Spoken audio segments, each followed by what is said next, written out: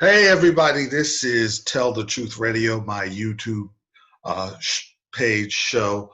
I'm your host, Ron Fitch. I changed the name of my show to Tell the Truth Radio because I have to tell the truth. And I want to give out pink slips. I was going to give out 3 pink slips, but one coach already got fired. That's Mike D'Antoni. But I want to hand out 2 pink slips to 2 people who deserve to be fired today. But before we get into that, I want to talk about the big marquee matchup, Tampa Bay versus New Orleans, Brady versus Breeze. It was very, very, very, very interesting. Brady comes out firing. He scores, spikes the ball, does what he usually does. He's like, okay, I'm back in New England now. We're going to blow out the New Orleans Saints, but New Orleans came back. They ended up tying the game at 7 on a Drew Brees touchdown pass. And then from there, Brady didn't look as good. The defense started to get to him. Some of his throws weren't as good. He threw an interception. And then Alvin Kamara scored a 6-yard touchdown. They were up 14-7. And then they're driving, then they miss a field goal. So they're making a lot of mistakes to start the season off. Then Tampa gets the ball. They drive down. Lutz kicks a field goal. Then that's the end of the half. And Brady started out looking pretty good, but the pressure got to him. And a couple of throws, he didn't have the normal velocity on him. And I'm not saying he's old or washed up because he can come back and do a lot better. The only person that looked really old and washed up was Gronkowski. Now, he looked like he was washed up. I know it's early, and I shouldn't say that, but he looked washed up. But Brady got a Edelman-type receiver in Miller, so he did find that. That was one positive sign for the Tampa Bay Buccaneers. But then Brady threw a pick 6 to make the score 24. It was a bad pick. Janoris Jenkins takes it back for 36 yards. But then Brady comes back down, and they go boom, boom, boom. O.J. Howard touchdown, 24-14. Saints get stopped. And I'm going to tell you something. The Buccaneers, they have a very good – their front line is very good. David is a good linebacker. They got a great linebacking core. So their defense is really going to be there. As much as they hype up Brady, and Brady deserves that, with the weapons they have on offense, their defense is their calling card. Raheem Morris did a good job. They slowed down Breeze, and Tampa Bay makes another drive, but they only get a field goal out of it. And this is very important. On 3rd and 7, Brady had an incomplete pass intended for McCoy. And the way he threw the ball, no one was open. He was just upset because he doesn't like kicking field goals. The kicker field goes 24-17 New Orleans. And that's the 2 biggest plays of the game occurred. A bomb from Drew Brees to his tight end. And that's what set the stage for everything. And once he threw the ball 46-yard pass down the field, then it was a face mask penalty. It was Cook. And Cook was the one he threw the bomb to. Face mask penalty, 15 more yards. Then they end up scoring. Drew Brees throws Emmanuel Sanders, his other weapon. That makes them the number 1 contender to me. Then Tampa Bay fumbles the kickoff. Benny Fowler fumbles the kickoff. Mike Edwards and Benny Fowler, they run to each other. They fumble the kickoff. Drew Brees comes back down. They get a field goal. And that's the game. What I took from this game is Tampa is going to have to rely heavily on Ronald Jones and Fournette. I like Goodwin, O.J. Howard in their passing game. I don't know. Like I said, I think Gronkowski's washed up. And Mike Evans was not as healthy, so Mike Evans is going to be healthier. I don't think Brady can throw those sideline passes like he used to, number 1. The velocity's not there, but the mind is there. So he could still be effective.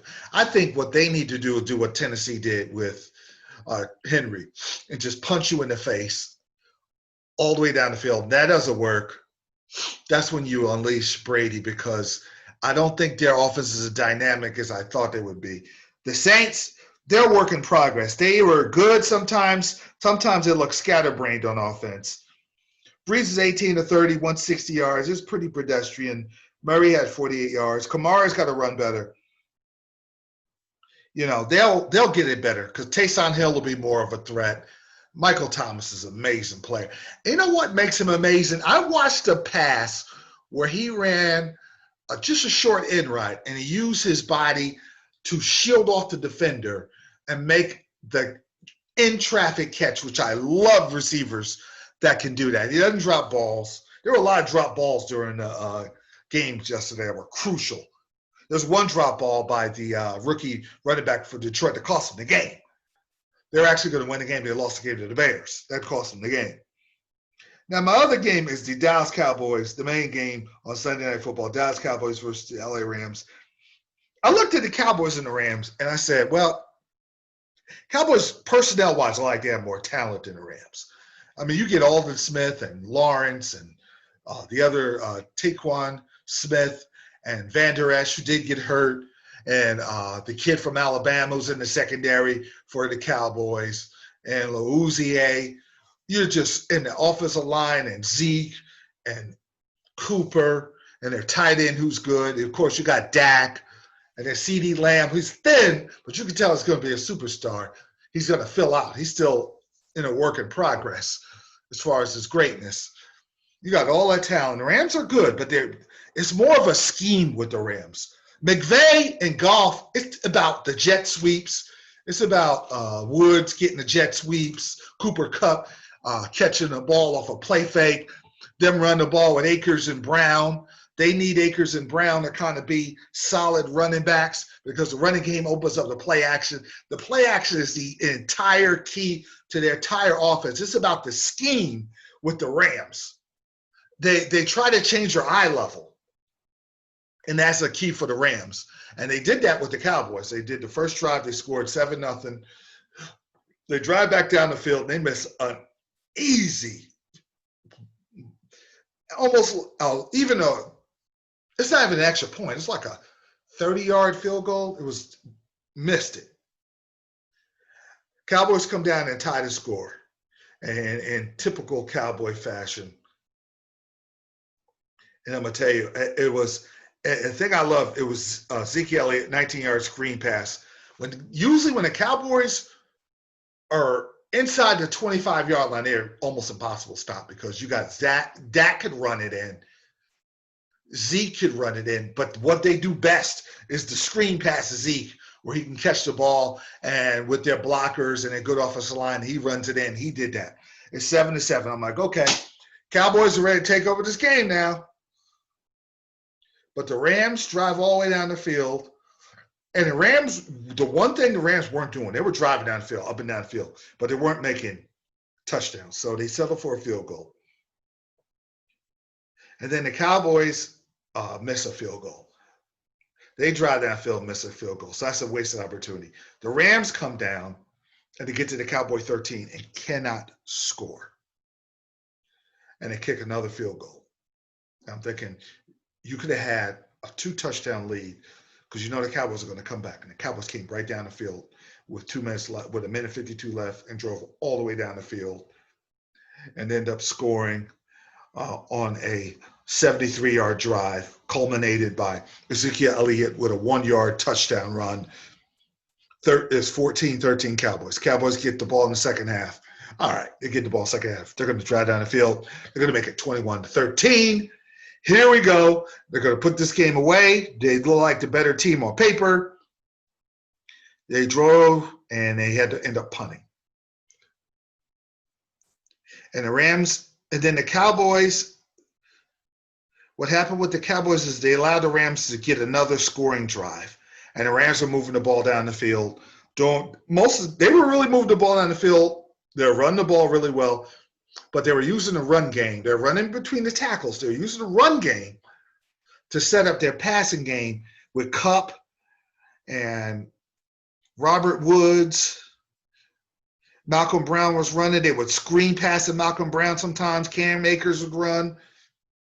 and then Big B would get passes down the middle, because what they do, they'll run a play fake. Golf will look to pass the sideline, fake that, and throw it right down the middle to Big B. And they were really confusing the Cowboys with that. And they ended up scoring. Malcolm Brown rushes 2-yard touchdown, 20-14. All right. I think the Cowboys are going to come right back down the field. They don't, but they stopped the Rams. They're starting to defend the Rams better. And Aldon Smith was a great pickup for the Cowboys. I thought he was just crazy. He was on the Niners. He got his life right. He is playing. He played great yesterday. So I'm like, wow, okay, Dallas is just going to out-talent these guys. So they drive all the way down the field. They get to the Rams 14 and have to settle for a field goal because Amari Cooper drops a pass. He catches the pass the first down. They take the lead, and then they probably off and running. That was a critical mistake. Then the fourth quarter comes, and the Rams still get stopped. They still can't drive on the Cowboys. They put the ball back, and here come the Cowboys, driving all the way down to the Ram 11-yard line. 4th and 3, kick the field goal, tie the game up. They try to go for it on 4th and 3, and they end up not making. That was big. So you had 2 long drives. You get 3 points out of it, and you could have got 14 points out of it. That was a killer drive. Rams moved the ball up and down the field, but didn't score any more the rest of the game. So the Cowboys get the ball with about 2 minutes left and 2 timeouts, and I didn't understand what they were doing. They weren't going up and down the field, except for the one play to Gallup, who pushed off Ramsey. Slight push off, but it was a good call. I don't know if I'd have made that call late, but he did push him off. Cowboys go nowhere, and they end up losing. And I sat there the whole night waiting for the Cowboys. Even at the end, they're going to make a comeback and win this game. They're better. They lose. And that's the kind of games the Cowboys end up always losing. It's hard for me to make the Cowboys a contender when they lose games like this. They have the talent to beat anyone in this league, including the Chiefs. But I don't trust them to get there yet. I got to see how McCarthy's going to change the culture and make them different. Now, speaking of Chiefs, they were terrific the other night, beating Texas 34-20. And Mahomes was 24-32, 211 yards. Hilaire, 25 rushes, 138 yards. That's scary. And then he could catch the ball. And then you have Watkins with 82 yards reception. But see, the problem I had, and this is the reason why Bill O'Brien needs to be, just the first pink slip. Bill O'Brien needs to be fired. They're down 31-7, you run the ball. You're down 24-7, you run the ball up the middle. You did not turn Deshaun Watson loose. I don't care what kind of receivers you have. At least try to win the game. He's got to go. Last year, the crazy fake punts and going for it in your own territory and the playoff game, he has to go. I've never been sold on him. My sleeper, and I'm going to tell you something. I'm going to get to my sleeper team in a minute, but I'm going to talk about the contenders in the AFC. Baltimore, who just beat up Cleveland. Cleveland has a good team. They don't have a quarterback. Baker Mayfield stinks. I never was a Baker Mayfield fan. I don't care how many progressive commercials come on TV. And they look really sharp. Everyone contributed. J.K. Dobbins was terrific. Jackson's passing the ball better. The defense shored up their run. The run defense was better. So they're a contender. Kansas City and Baltimore are contenders. Tennessee's a contender. Those are your 3 contenders. Tonight I'll find out if my Steelers are a contender. They have to earn that status in my book. It's Tell the Truth Radio, and I'm a very harsh judge. You got to have a high standard for me to put you in that contender standard. Pittsburgh might be that. But you got the B- teams that are not contenders but are playoff teams, like the Patriots, Buffalo. Those are the type of teams. I thought I would say Indianapolis is my sleeper team, but they lost to Jacksonville. I still think Indianapolis could be a sleeper team. And the NFC is Seattle and New Orleans. Seattle beat up on Atlanta. They're sharp as ever. They got Jamal Adams as safety. It's a culture. Guys come and go, but as long as you got Carroll and Wilson there, Pete Carroll and Wilson, you're going to be fine. And it's the culture. That's why Baltimore wins. Guys come and go, but it's the culture. That's why the Steelers are always up there. It's the culture. That's why the Patriots will let Brady go and they win. It's the culture. Some teams don't have it. But I like Dallas. My contenders, Dallas is going to be in my B minus, A minus, B plus, A minus team until I see them able to win these kind of games. The Rams are on that list. Tampa Bay's on that list. I got to see more of the Tampa. Chicago is going to be pretty good. I like how they won the game yesterday. Green Bay destroyed Minnesota, but I still think Green Bay's a little on the soft side defensively. And I don't think that Rodgers has enough weapons. Rodgers is making some great throws, but I don't know if he's got enough. But they're on that list. Then my sleeper team is the Washington Redskins. They have the best pass rush in the NFL. They sacked Carson Wentz 8 times. I want you to think about that. 8 times Carson Wentz got sacked. Now, the Eagles have a makeshift line, but still, we got Chase Young and all those monsters on the offensive line. The Haskins is playing better. Their coach was diagnosed with cancer. They're playing for their coach. He's out there coaching because Rivera's a tough dude. So that's my pick. I just think it's hard to pick these teams without a preseason. So I'm just going by what I saw the first week. After week 4, I'm gonna give you more of a better assessment of who's the contenders and who's the B team. And maybe there's a team I don't see coming and I could actually compliment that team. Now we go to the NBA. And I talked about this on my last show.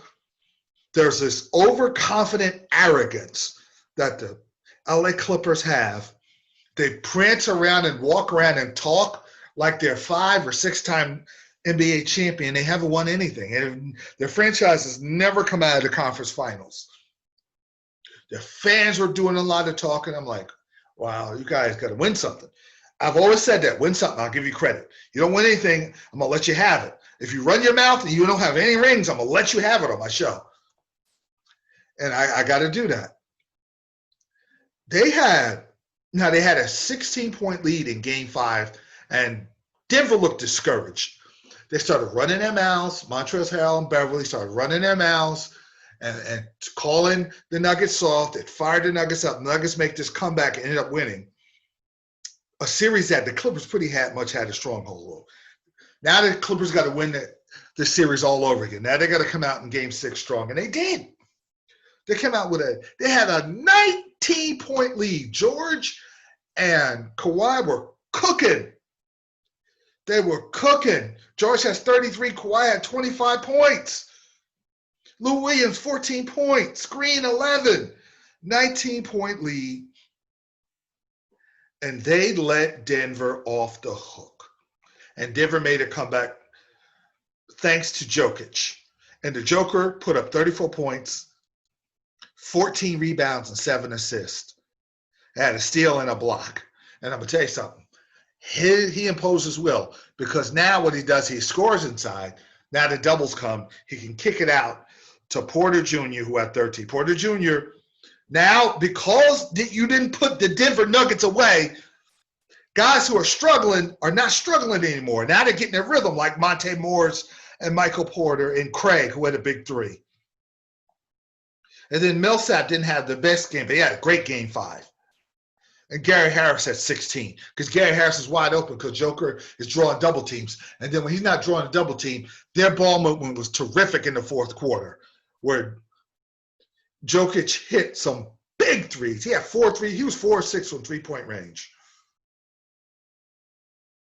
If you look at the stat line, the LA Clippers, who everybody bragged saying they're going to win the championship, was outscored 34-19. And this is my problem with the Clippers. Now, I'm going to get to the Lakers later. They took care of business. They came in there like pros, and they had to put their foot on the throat of the Rockets, and they did. And that was what That was what they were supposed to do to the Nuggets. You put your throat in that young team. You let them know you guys are not ready yet. We're up 19. This series over. They didn't. They let Denver get back in the game. Now Denver's got a ton of confidence. And this is the problem with the Clippers. Their leader's Patrick Beverley. It's not Kawhi Leonard. Their leader is very mouthy, and he talks like he's got 4 or 5 championship rings. And they have this arrogant, overconfident attitude that we could just turn it on because we are destined to win this championship. It started when they made fun of Dame Lillard, George, and Beverly, talking about Cancun, and then Lillard embarrassed him on Twitter. Then they were overconfident against Dallas, and then Harold said that racial slur toward Luka. You can't do stuff like that, not in this climate. I'm not giving them a pass. I don't give white people a pass. I don't give black people a pass. You're not supposed to say nothing that racial to Luka, but that's that arrogant, overconfident. And then Doc got to take hits. And Doc has always been a good coach, but there's always been a slight overconfident arrogance with him, even when he was with the Celtics and they had won the one title and they lost the other title. And he said, well, we didn't have Perkins, so I don't give him credit. Kendrick Perkins, really? That's why you lost to the Lakers, not Kobe Bryant and Derek Fisher, Meta World Peace hitting big shots and then stop it. But he has that mentality. But he allows Beverly to be the leader. And Kawhi I'm not blaming Kawhi. Kawhi is fine, but he's quiet. So the leader is Patrick Beverly, and he has no rings. He's a big mouth. He likes to start trouble. He's a good defender, but he fouls out because he takes too many stupid chances. And that's just the way. It's supposed to be the Lakers and Clippers. Now, Lakers, on the other hand, took care of business. This is what I love about. They're clicking on all cylinders. And Mike D'Antoni's the other guy who's going to call for a pink slip, but they fired him already. I'll tell you why he needed to go. He should have got fired last year, but that's neither here nor there. Playoff coach, but he can't do anything for him. I'll tell you why he really deserved to get fired. I have zero sympathy for him, too. The Lakers won 119-96 in Game 5. That's how you put a team away. You jump on them, you put them away, 35-20 to start the half, and they just rolled. AD and LeBron were fantastic. LeBron 29, plus 19, 11 rebounds, 7 assists, 2 steals and a block. AD 3 rebounds. AD is 13 rebounds. No, 11 rebounds. 13 points, 4 assists. And Green had 14 points. He had 4 threes. Morris is really playing well. And Pope is hitting threes. Kuzma had 17. Caruso had 5, but Caruso he's a nice piece to a championship puzzle. He's that guy that Michael Cooper, Danny Ainge, John Paxson, B.J. Armstrong type of guy that's perfect for a championship team. And once a game, someone catches fire. So, and then Rondo. Rondo is the third wheel of this whole operation. It's not the points, it's his attitude, it's the way he can get steals and get them in transition quicker, to get easier baskets. And that's the key to winning. They're getting easier baskets, they're going inside. Now, Houston, on the other hand, Harden had 30. Westbrook was just wild and crazy and out of control, taking crazy shots, not in the flow. He's going to get his numbers, but this is why Mike D'Antoni should get fired. After Game 2, he claimed victory. Even though he lost Game 2, the series was tied 1-1. We gave them trouble. We put a scare in them, pretty much calling out LeBron and AD's and the rest of Lakers' manhood. It wasn't manly to play a zone defense. They're scared. They're running scared. Why would you say something like that to fire up a 3-time champ and a champion in Rondo who's been to a couple finals, and AD and the rest of that team? Why would you light a fire? And LA, and they were on a mission to destroy the Rockets after that. They destroyed the Rockets. Why would you light a fire and when you just – it's not your job to tell another coach what to do. That's another problem. If they want to run a 1-2 zone 2-2 zone, 2-3 zone, man, press, whatever it is. That's their business. That's what they do. If they want to triple team James Harden, you make the adjustments. He never did. That's why he needed to get fired. He's focusing on little stuff. Another reason, what is Westbrook doing running after Rondo's brother at the free throw line during a playoff game, trying to fight him during the game? And where's the coach at? Where's the coach to run on the court and tell him stop? Doc Rivers would do that. I don't know, but LA is one. Congratulations. They're clicking all cylinders, waiting for the winner of the Clippers Nuggets. There's a lot of pressure on the Clippers. A lot of pressure on the Clippers. Doc Rivers blew a 3-1 lead a few years ago with Chris Paul and Griffin to the Rockets. They're up 3-1 to a Nugget team that's come back from 3-1. They love Game 7s. You had them down and discouraged, and you let them off the hook. This is a legacy game for Doc Rivers. This is a legacy. I read some Clipper comments. They were furious with him. I'm not going to say that. They could definitely win the game, but now they had to go. They have to get back up 16 points all over again. Now you got to try to win all over again. And now Denver, you got Porter and Morris playing well. And then Millsap didn't play well. What if they all play well at the same time? And you're behind, and all the pressure in the world is on the Clippers. And if, say for instance, Denver won, Denver would be a tough out versus LA because the way Denver's playing and how they feel like if they could be down 3-1, we'll come back. LA will beat the Clippers. The Lakers will beat the Clippers. I just think they'll figure out a way if LeBron's on a mission to get his 4th championship. AD wants the championship. This team is hungry. Kudos to the coaching staff. They did a terrific job this year. I want to give that shout out to all those Vogel and Kidd and the rest of the crew. They did a very, very good job. Their offense is clicking. Now, the other round in the Eastern Conference Finals is the Miami Heat versus Boston Celtics. It's hard to call this. Celtics have a little more talent. Miami Heat is rough. They're playing great. Both teams move the ball well. They're very well-structured, well-coached teams. Spoelstra and Stevens, well-coached teams. I gotta watch this series a little more. I slightly favor Boston. Would not be surprised if Miami went to the finals. It's gonna come down to the dudes, Jason Tatum and Jimmy Butler. In the 4th quarter, they're gonna guard each other. Who's gonna be the better dude? Who's going to be the bigger dog in the 4th quarter? That's what's going to come down to. That's what's going to come down. That's why I love this series. Who's going to man up and be able to hit the free throws, get those loose balls, save possessions, hit threes, rebound, hit free throws, and execute in close 4th quarter games, which I think all of them will be. That's why I love this time of year.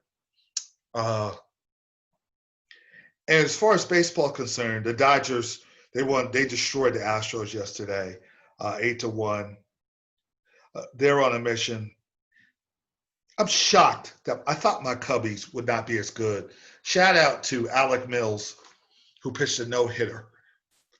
So the pitching is not as good. The playoffs were you're looking at baseball, but you realize there's only a few more games left. So teams that are on that bubble to try to get the A seed, because there's 8 teams to make the playoffs, they want to get in. Because you get in, it doesn't matter. Because I found out that all the playoff games are on the West Coast. So it favors the Dodgers and teams that are on the West Coast because of the pandemic, and they're worried about the cold weather. I feel like that regardless, they should be fans. NFL should add 25% fans. And if you should figure out a way how to test or – you're the NFL. Figure it out. Bring fans there. Kansas City had fans. It was awesome. Awesome night. They were loud for 25%. 25%, you pipe in the noise, extra noise is fine. It's fine. Now, the last pig slip goes to the Big Ten commissioner. He had to go. I'm not even going to have give him the dignity of putting his name out there. He's just the Big Ten commissioner. He needs to be fired. You cancel the season without consulting. I mean, you're right. You and the committee could say, okay, we're worried about the pandemic and the cold weather. We're going to cancel the season. But without consulting Ohio State and all those teams that are upset, the parents are upset. You're looking at the SEC. You're looking at these college football games that have gone off, no cases, fans at the game. SEC going to play a whole season, probably. I'm predicted 0 cases. You're going to have fans there. And what happens, the recruits are going to want to go to SEC teams. They're going to see that. Now I'm hearing, after further discussion, and perhaps we overstepped our bounds, and maybe we'll play October 17th. You're unorganized. You got to go. He has to go. He needs to be fired. So Mike D'Antoni has to go. He's gone. This Big Ten commissioner has to go. And Bill Bryant's got to go. Why is he still coaching? I feel bad for Deshaun Watson. So that's my show. I told the truth. There it is.